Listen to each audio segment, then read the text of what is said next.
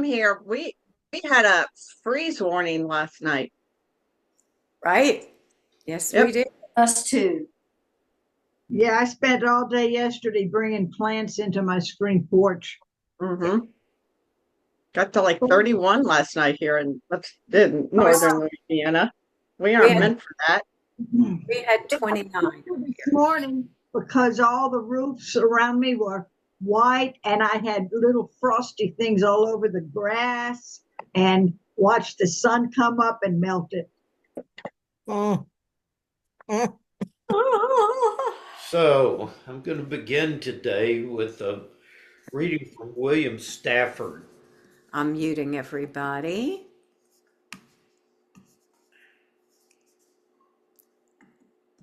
Okay.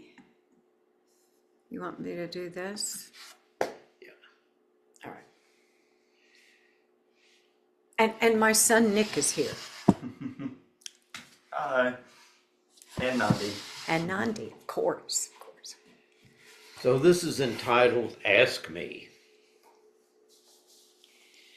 Sometime when the river is ice, ask me mistakes I've made. Ask me whether what I've done is my life.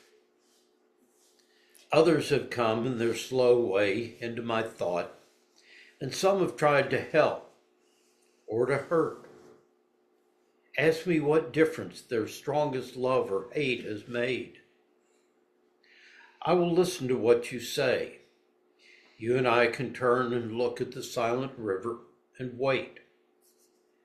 We know the current is there, hidden, and there are comings and goings from miles away that hold the stillness exactly before us.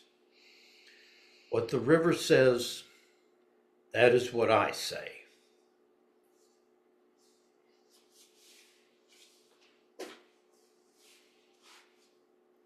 It's a really mindful poem. Of course, the river being a metaphor for our lives and the constant process of flowing, but yet stillness. I don't want it in. Okay. I just want you to turn it off. Oh, okay.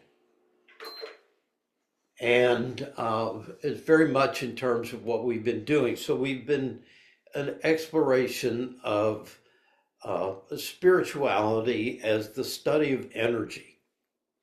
And we begin by looking at how we experience the sacred as the senses, that stimulation of the senses is how we know energy is out there. It makes what invisible visible.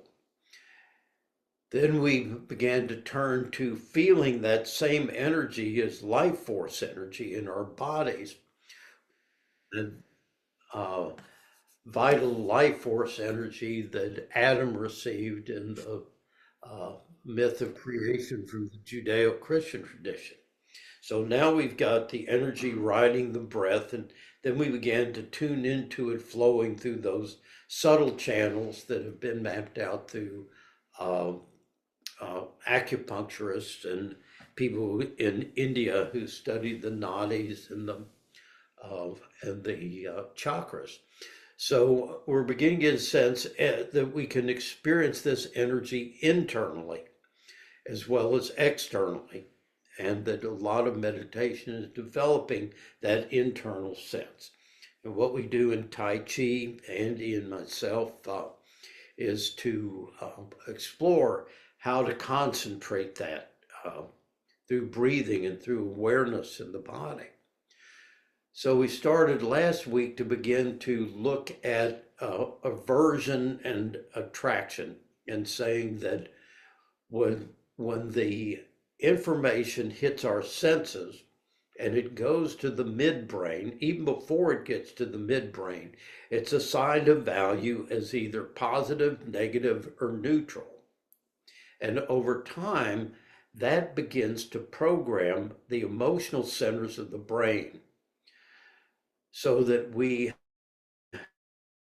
emotional response, which generates its own energy. So now, rather than simply being passive because up until now, the brain has been passive. Now we're beginning to see ways in which the brain itself generates energy in opposition to the energy coming in. You have fear-based response. Feel the energy in the fear. That energy didn't come from out.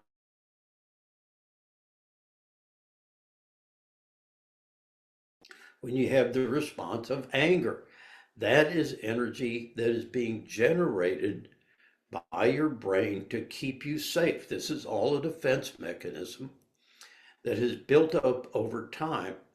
It's the same way with so we've got this now almost automatic, fifth of a second comes in, my brain perceives a threat, which is what PTSD is. And the study of PTSD is begin to sensitize us to how globalized these fear-based responses to life are. We only think of it in terms of major trauma, but we get sensitized. The way I describe it, traumatic memory is different from narrative memory. So narrative memory, think about what you had for lunch 2 weeks ago on Thursday. Anybody remember? No. Oh, yeah, because you probably eat the same thing every Thursday because you're an ISTJ. But most of us aren't going to remember. So that narrative memory, which tells a story, encodes our experience in words, doesn't last long. And the reason it didn't last long is it has no survival value. Remember, your brain's basically a survival tool. However, traumatic memory is stored in a different part of the brain. Your regular memory is stored in the, now I'm not going to be able to remember it. But the traumatic memory is stored in the amygdala and it doesn't erase. So when you remember here, it's what we call iconic memory instead of narrative memory. What you remember is a whole picture of the scene that hurt you. So if you have a bear attack, you not only remember the bear attack, you remember the time of day it was. You remember where you were in the woods. You remember the smell. Smell is one of the most powerful senses in terms of recalling traumatic memory. I had to quit wearing Old Spice in my counseling because of how many women were traumatized by a male who wore Old Spice, and just the smell of it, they would have a resistance to. It can also be where you were. I had one client that would come in, she'd sit like a just wooden in my office until I realized it was the sofa that was triggering her. And when I got her to move to a chair, she could relax. But simply sitting in a sofa reminded her of the abuse. So all of these things sit there. That's what a trigger is. It's a part of that whole that traumatized you that now recalls the entire event as if it were happening now.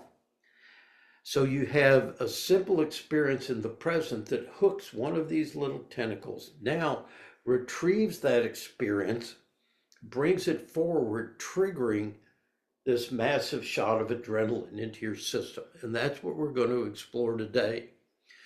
So it can be fear, it can be anger, it can be a lot of things that get brought forward. But the important thing to realize is this is not happening in reality. So the minute that that is happening, the energy being generated by the brain, you're now in the past. Okay? Because that event is not happening right now. Is your experience of the trauma happening right now? Yes.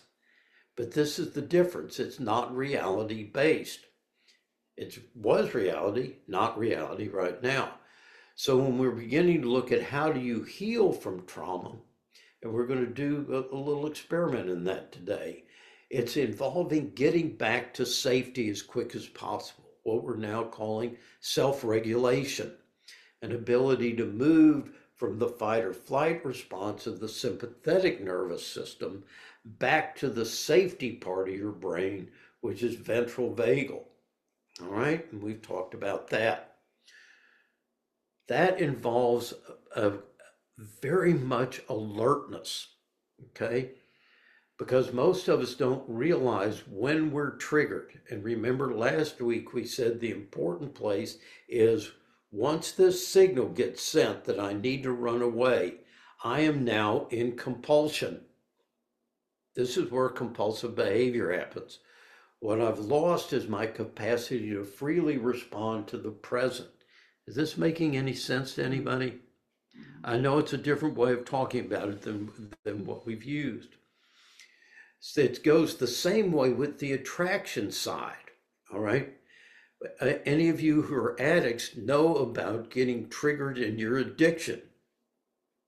And we talked some about that week, that the addiction gets triggered by cues that are sensory cues that can be like for a gambler, cashing a paycheck or having money in the account can be a trigger that gets into an obsessive loop on thoughts that then leads to a compulsion to act in gambling. Those of us who are food people, like with me, there's certain foods I don't need to see in the house because my brain will start a plan in my subconscious to go and eat that at some point when no one's looking, of course, because we don't want to do that when we're out there. So when we say that our lives are being controlled by unconscious thoughts or thoughts that live at a level of pre-consciousness, it means that we are having these experiences in our brain that take us out of the present moment, put us in a place where we're powerless to act, okay? I can't respond to a trauma that happened when I was 7 years old. That's done. My power to deal with it is only in this present moment, and my power to deal with it is dependent on how awake I am. Does that make sense? So that aware. Aware, yeah, awake, aware. Use them synonymously. So I wanted to read just a quick thing before we go into our meditation from Michael Singer. He says, let's take a slow motion and look at what happens with these energies. First, you start to have a thought or feeling. This feeling could be as subtle as your energy flow starting to tighten and to become defensive. And that's why I say in your meditation to watch for that tightening. That's the first clue that you're being triggered into defensive stance, grasping stance. Or it could be something stronger. These energies capture your consciousness. All the power of awareness gets focused on them. Okay, follow this. Where your awareness goes, that you're going to intensify. So if I lose my seat of sitting here being aware of my thoughts and feelings, and suddenly I go to war with the thoughts and feelings, trying to fix them, judge them, whatever way I begin to engage them, that is giving them power. That's energy that you're taking from your life force energy and using it to feed the very thing you're trying to avoid. Okay, do you see the joke? Mm-hmm. Okay, this is the joke. You become aware of the irony. I'm fighting it, but I make it stronger. When you concentrate on thoughts and emotion, they become charged with energy and power. This is why thoughts and emotions get stronger the more attention you give them. Let's say you feel a little jealousy or a little fear. If you focus on it, it grows in importance and demands more of your attention.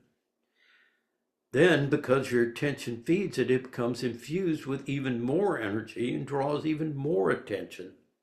And that's what we're going to get into, is that feedback loop, to where what starts out small gets into something that's unmanageable. Anger becomes rage, depression becomes despair, sadness becomes depression. Okay?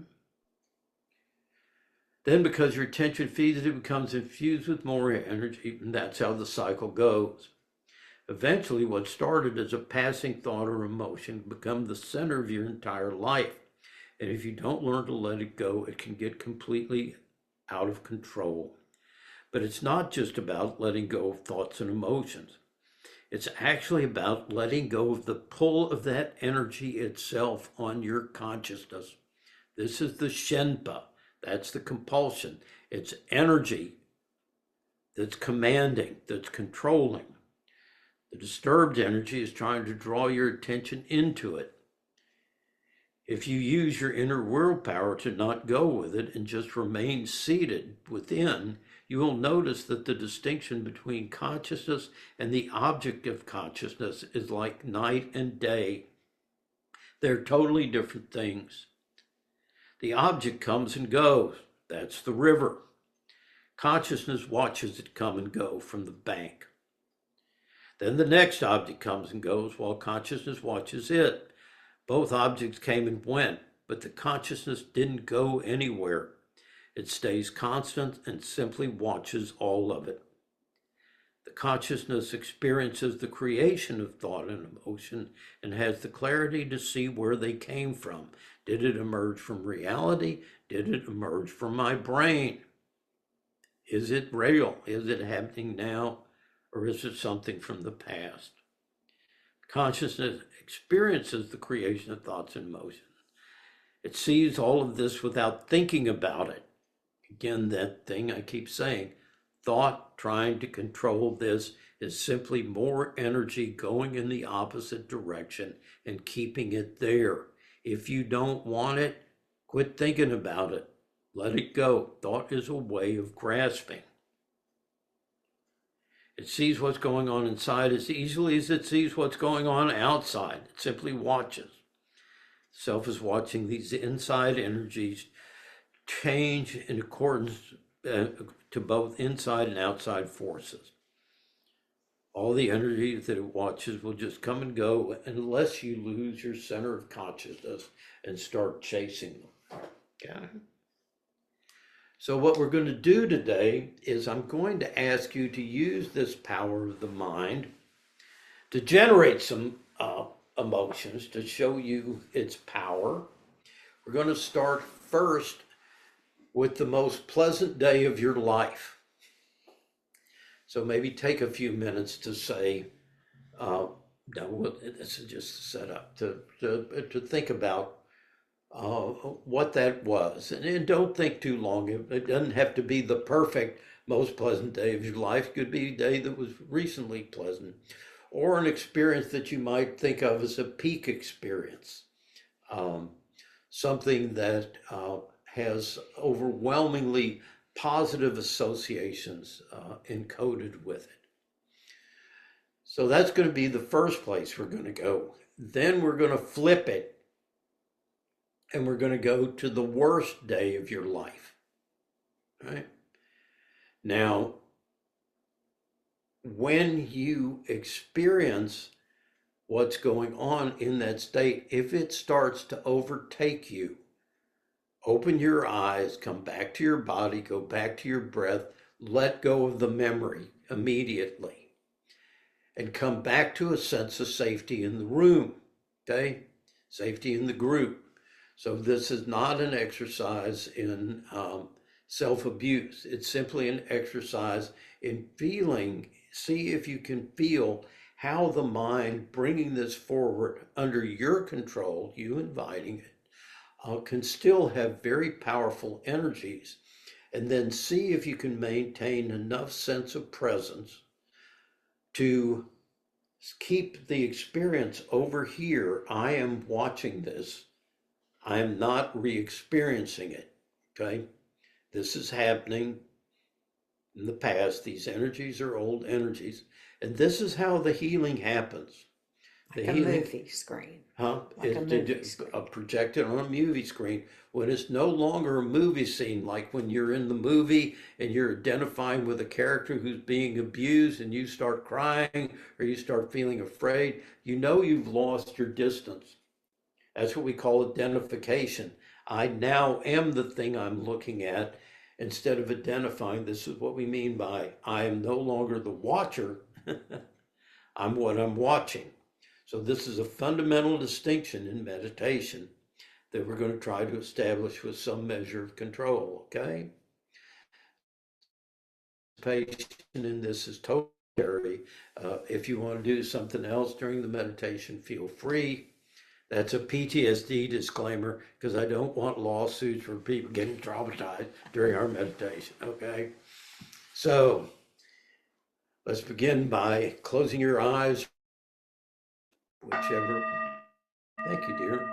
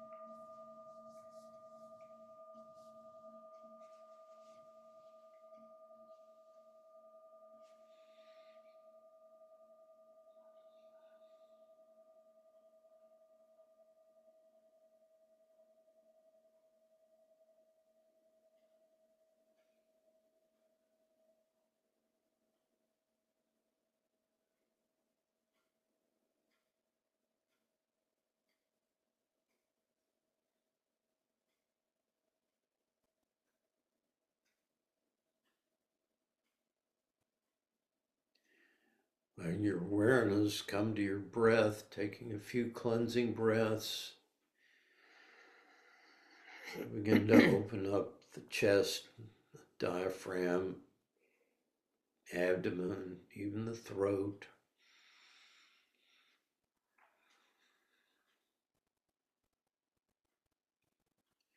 Slowing the exhale.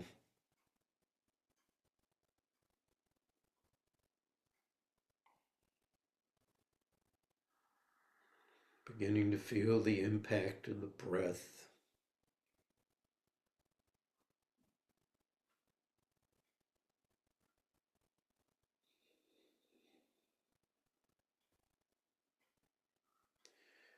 The more experience you get as a meditator, the more your body begins to anticipate taking the seat. And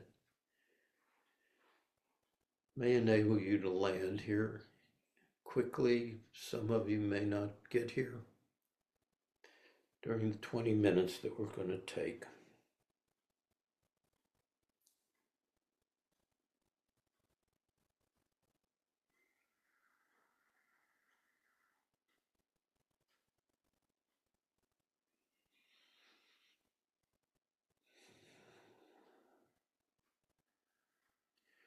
Letting go of thinking, letting go of any intention to accomplish anything. Establishing simple presence.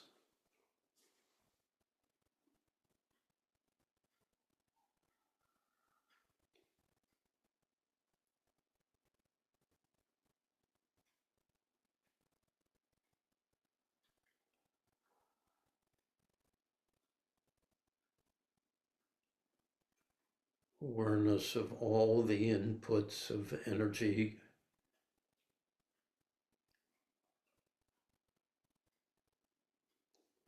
From sensations in the body to thoughts, emotions.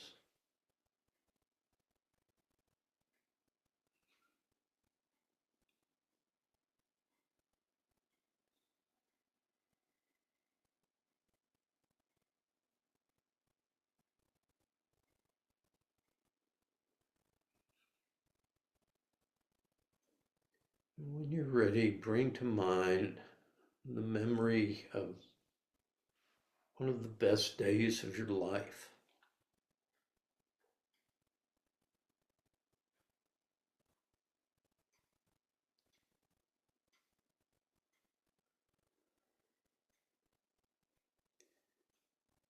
And allow yourself to re-experience that day as vividly as possible.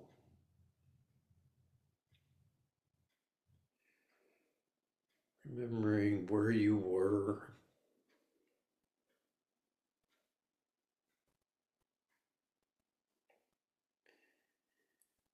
filling in the details of the space around you, the colors,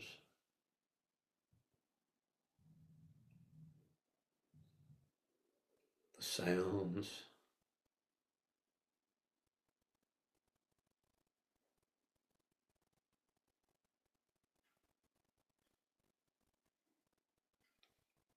Remembering the people who were with you.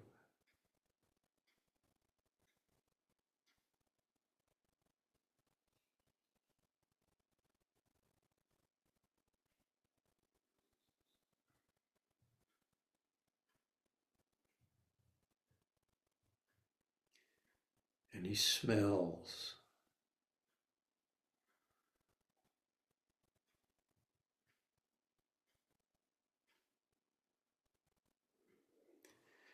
Begin to see if your body changes in response to what you're watching.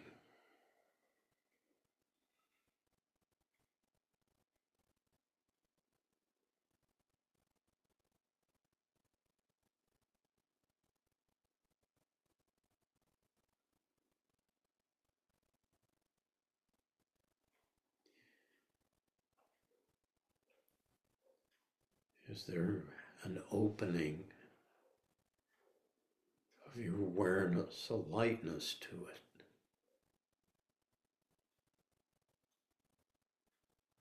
Feeling a spaciousness.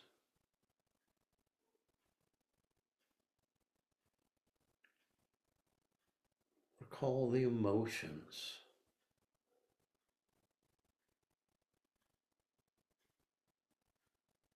Noticing that there may have been many emotions present.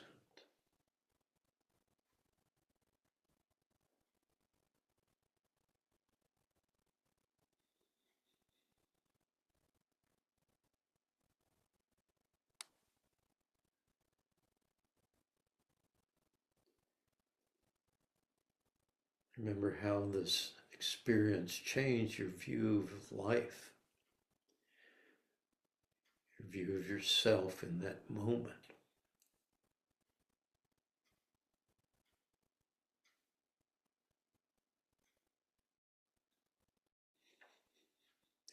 Those experiences to flood your body again.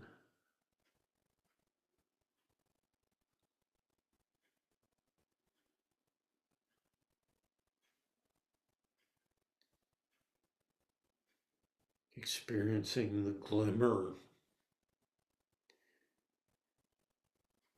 as freely and openly as you can without force.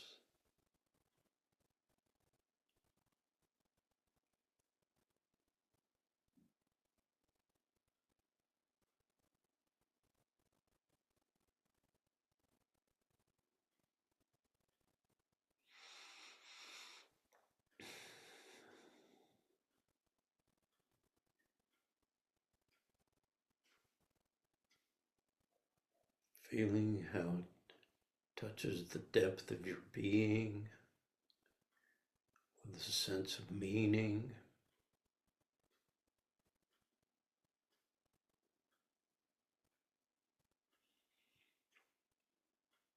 Inspiration, enthusiasm,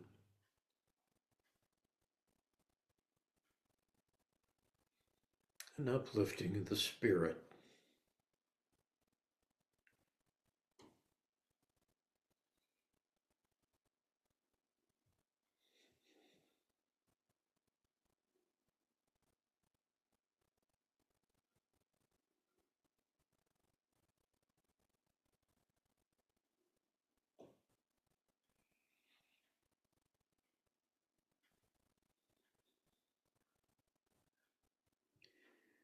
And now, if you wish, keeping a sense of connection with this space, begin to experience the worst day of your life.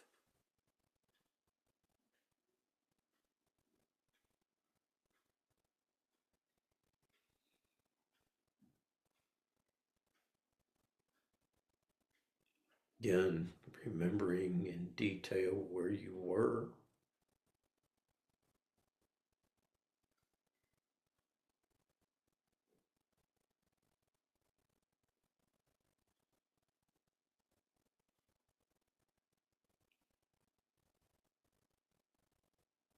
what was surrounding you.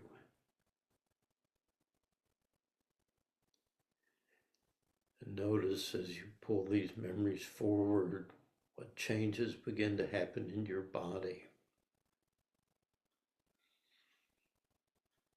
Any tightening in the breath, any resistance in the muscles, as you remember who was present, if anyone.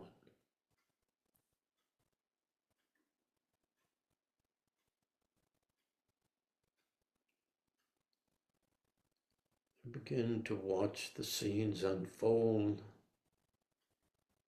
as if you were watching a movie.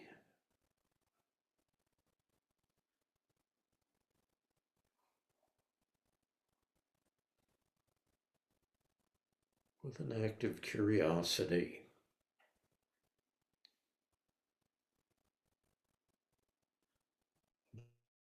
Bonding.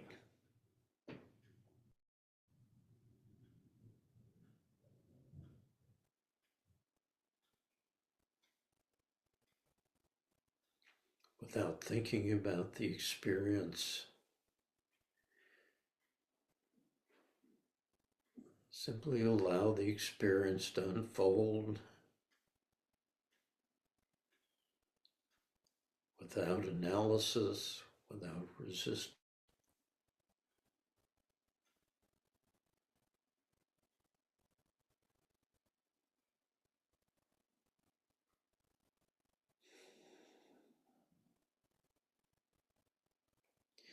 Feeling the energy that's locked in the scene.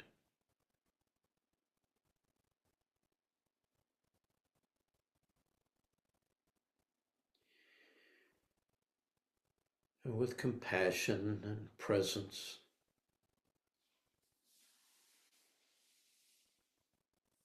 create a safe space for this energy to release.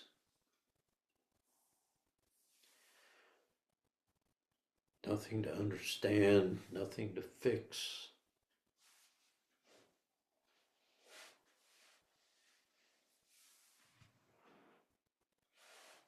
Simply an energy unfolding, wanting release.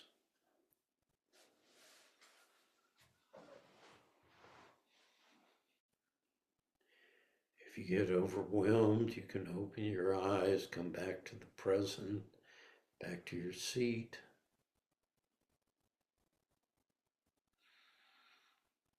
If you want to go back to the experience, you can do that.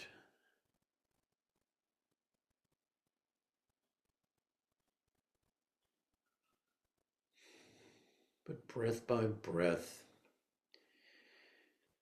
feel the buildup of energy simply as energy.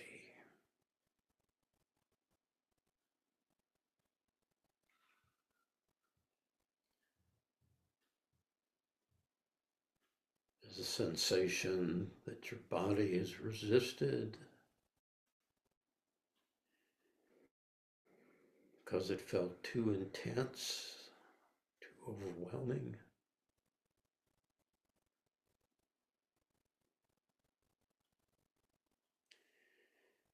Seeing how that energy impacted your former self.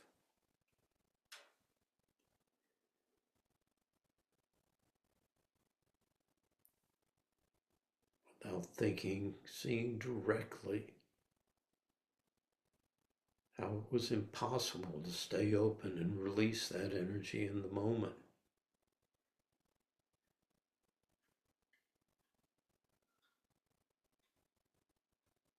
How you closed as an automatic response.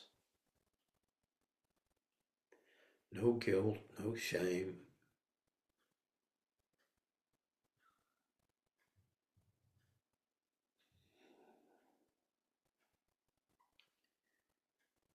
And breath by breath,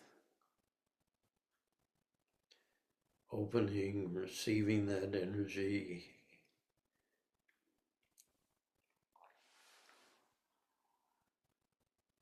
And letting it release in whatever way it wants to release, through the breath,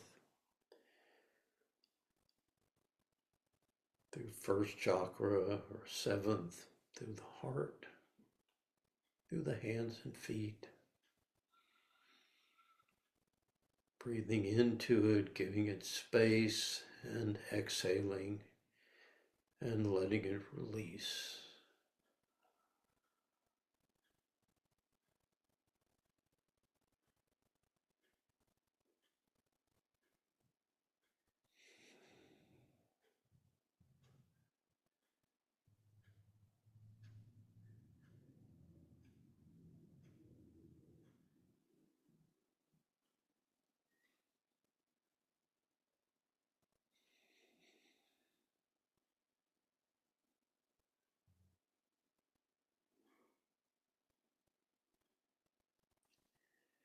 And if you would like, send gratitude back to the part of you that closed down, that protected you and kept you safe.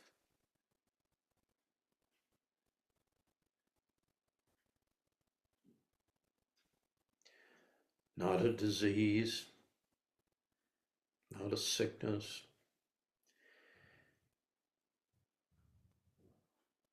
but a defensive response 50 million years old.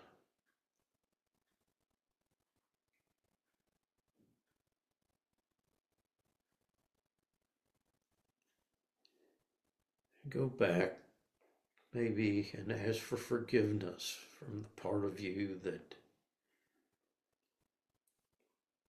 you've kept trapped by resistance to what they were feeling.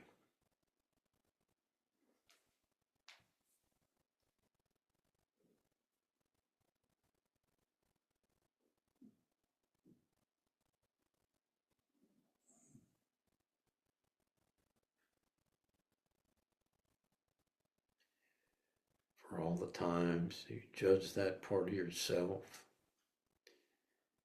as weak or stupid or sick.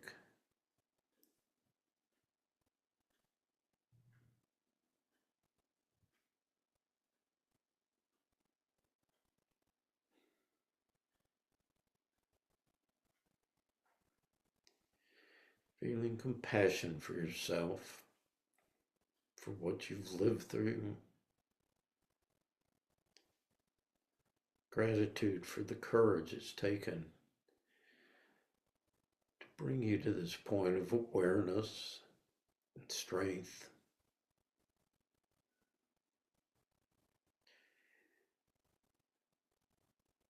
And willingness to confront your dragons.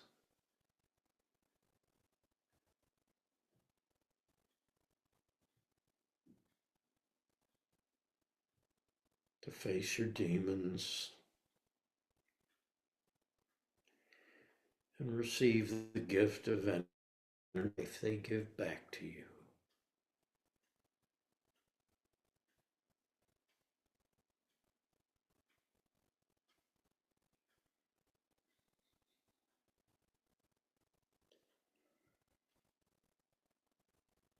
Take a little more time to obtain closure in whatever way feels most natural for you in the silence.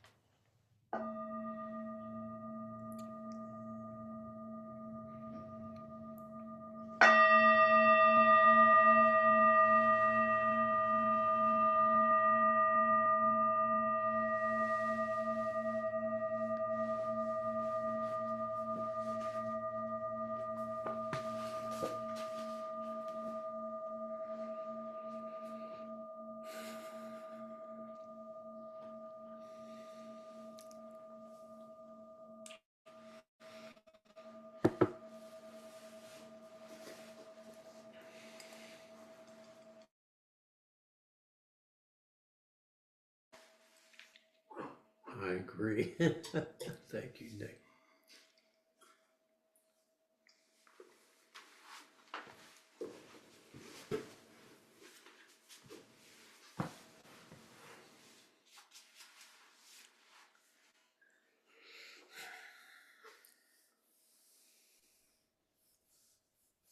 Um, I'm sorry that Timothy, that Tim isn't here, because last week he talked about how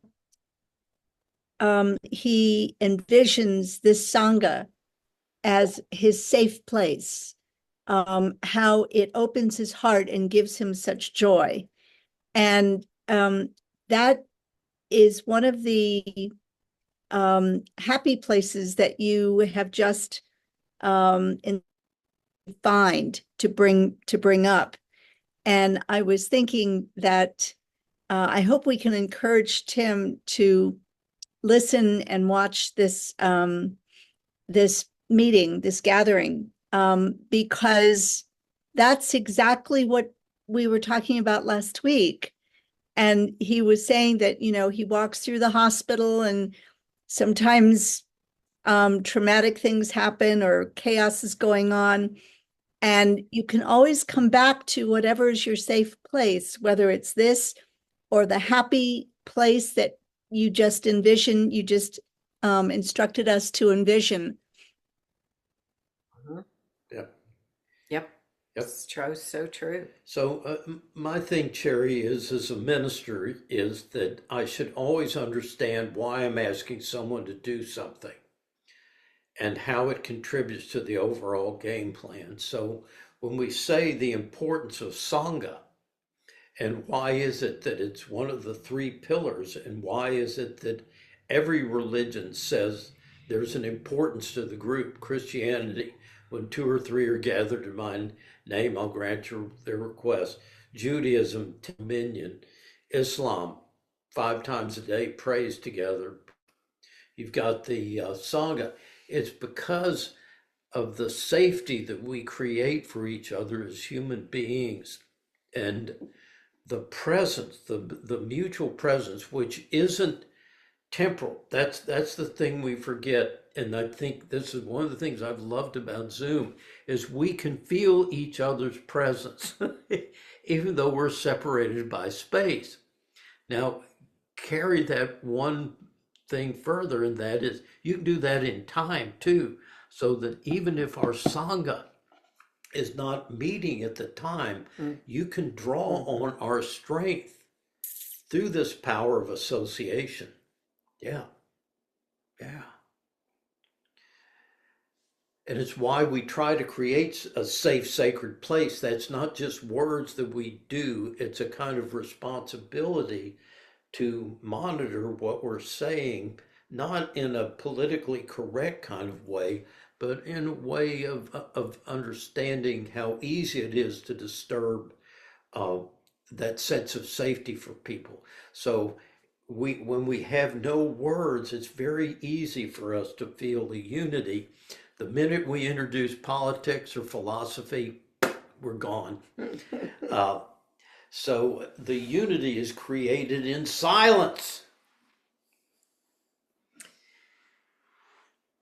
It's in silence. We'll never find words we can all agree on. The Unitarians have been trying to do it for hundreds of years and they haven't been able to do it. The Quakers the same way. Quakers just gave up and said, let's just sit. And Father Kennedy would agree with that. Yeah.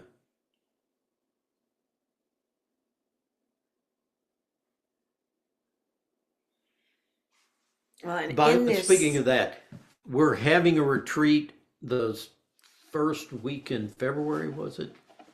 Sometime in February, Monday, Tuesday, and Wednesday in Bay St. Louis with not Father Kennedy, but one of his Dharma teachers. You who would like to join, please let me know because we're trying to see if we get enough people together. So it's not an easy place to get to. Bay St. Louis, Mississippi, on the coast, the Gulf Coast. It's a charming little artsy town. If you've never been there, it's trending. A couple of artist friends of ours live there, but it's worth the trip, and it'll be worth the trip to sit with some of our extended saga. So put your name in the chat room if you're interested in going. We'll see if we can help you with arrangements. Yeah. I think, what was the cost of it? Do you remember? It's only about $320 It's $320, and that includes room and food and program cost. and, right, everything. Yeah, except your transportation to get there. Okay. Yeah, so it would be a Thursday, Friday, Saturday evenings, and then it's over on Sunday. It'd be on dinner time on Thursday. And then you would spend Thursday, Friday, Saturday, and we would maybe meet shortly on Sunday morning and then dismiss. Yeah, but this is Monday, Tuesday, and Wednesday. Oh, so it it's is? going to be a different format. Well, Yeah, different format. Okay. Questions, what I was comments? going to say is that this type of setting is one of the only places that we could safely go where Bart was asking us to go. Into that And it's out worst therapy day of works. your life, and just as we do in loving kindness meditation, when you're asked to deliver loving kindness to the most difficult person, you know, it's suggested, of course this is a little late for that, to not start out with the most difficult situation Well, or I know worst. who I'm looking at. Yeah, There's day no of babies on the screen right now, so. Tough warriors. Yeah, Timothy and Tiffany, Pam, and Drew were all, I believe, with family, so they're not here today. Okay. Matthew's teaching his own class. Thank you, Matthew. I wanted to ask anyone here who is so inclined to have some healing thoughts for Lebanon, for the people in Lebanon. I spent Thanksgiving with a couple and their two children who are Lebanese, and they still have, well, most of their family is live just outside of Beirut. Their mother is there, sisters, you know, and sometimes when we watch things on the news, as horrible as they might be, I only don't really relate to them in a personal way. I can sit there and look at the news and say, wow, that's a lot of destruction. But when you actually sit and have dinner with someone whose family is living in, I mean, you talk about the worst day of your life, every day is the worst day of their lives.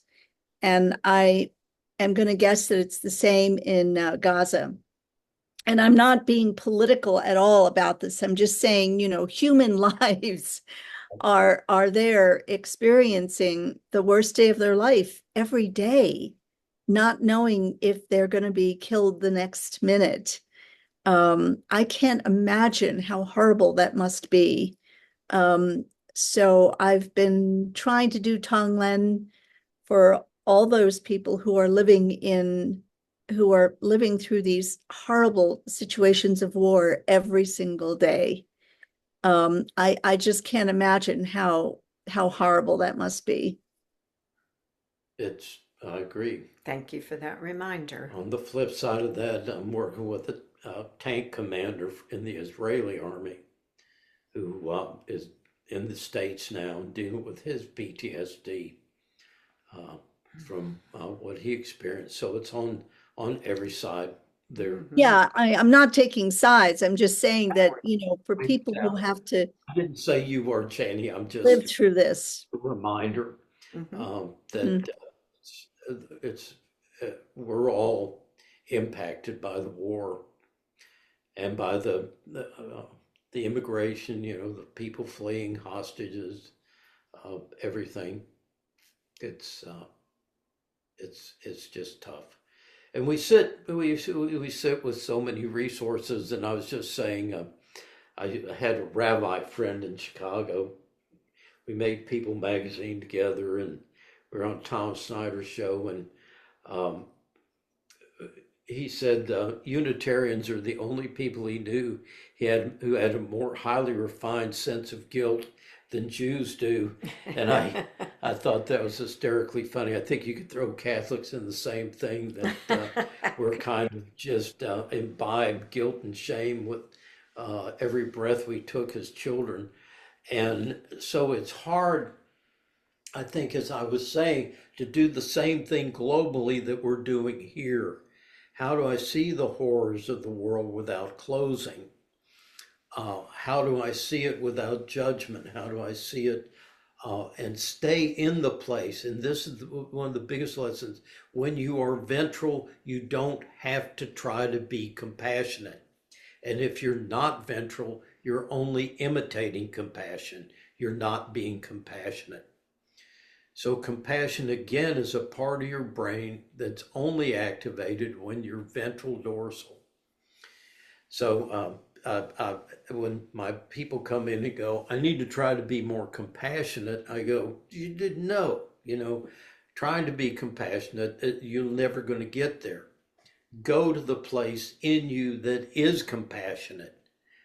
And that's what we're doing in meditation, is to get to that seat, get to the place where compassion naturally flows when you see the horror of this stuff, if you don't get emotionally engaged in it. Right. Attached. Which is what the attachment is. That's where the compulsion is. So the guilt that you think is so virtuous is actually what's blocking you from being effective. Does that make sense? Because guilt is a constriction. It is spirit fighting spirit. It's not going to go anywhere. That's why Jesus and all teachers just teach love. They don't teach guilt. They don't teach shame. They don't teach anger. They don't teach depression. They don't teach any of that stuff, because we're supposed to be letting the energy go, letting it flow. All that stuff makes us less effective. So that's not a guilt-tripping statement. That's a permission-giving statement. So we're looking today at one of the sources of the constriction, the power of memory. How memory can take us places that aren't happening, and it can take us to good places that aren't happening. Both of them are still keeping us from being in the present moment. So first, seeing memory as a source of energy, but not where we want to end up, not where we want to land. Even good stuff. Even good stuff. Okay, anybody else?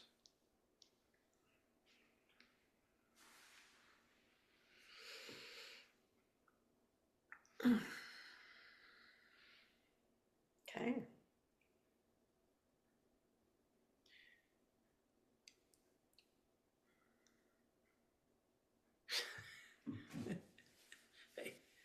All right.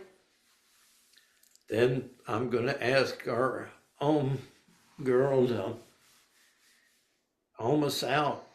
Okay. So unmute your devices. Let's join our Sangha. Unplug your hearts. Yeah. Turn off your head. Make a joyful noise unto the Lord. Yay. Deep breath in.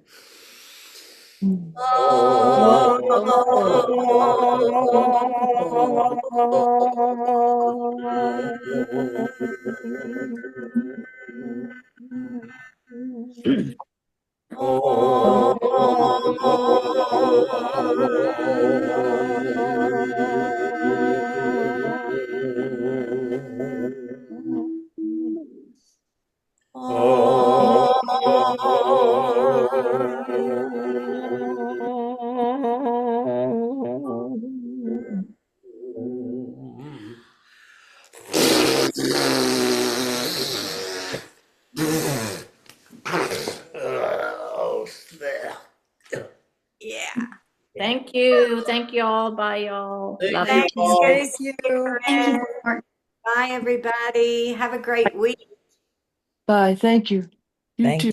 you. Care. Thank you. Very good to see you, Happy Bentley. Thanksgiving, Lynette.